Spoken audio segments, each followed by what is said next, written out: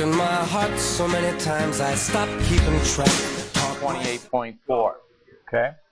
Typically with dessert wines, they're left to hang on the vines until they achieve even much higher Brix levels. So, or sweetness So levels. explain higher. What are we? Well, you're talking 35 to 45 Brix. That's significant. Substantially higher. Now we've had a very unusual season. We've had a very cool summer. We've had a couple spikes of heat, which didn't help us at all, really. We're getting some consistency now, but in a late harvest, when we're really pushed out, you're probably what, 3 weeks out of, as far as picking. We're behind about 3 weeks or so. What happens to the ability to produce a late harvest? Because the next thing that's coming is rain. It's not like it's not going to rain. We're going to get rain.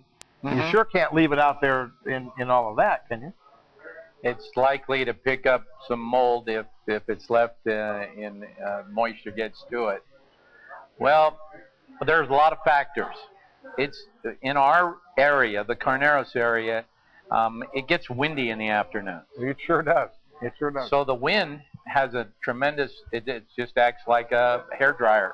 It just airs out the grapes, and you get a lot more protection from mold in Carneros. Right. Yet, it's still a gamble. You have to be careful. Right.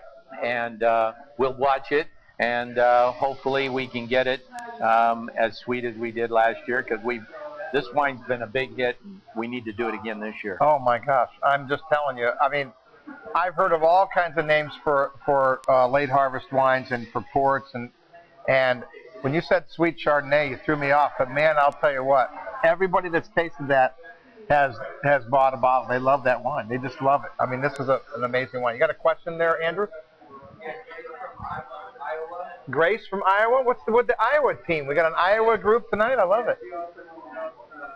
How many wines did you produce, and how is this year's season rating going? All right, so the question is, how many wines, John, do you produce, and how do you think the season is treating the fruit? Let's first talk about the number of varietals. I mean, you've got a pretty big portfolio of wines.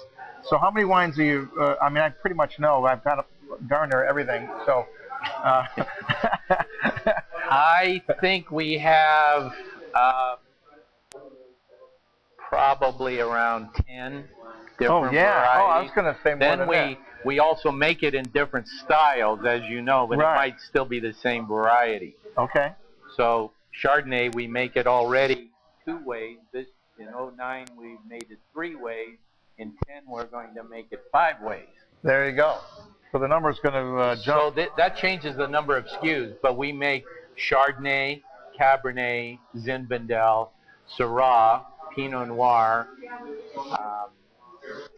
and what else?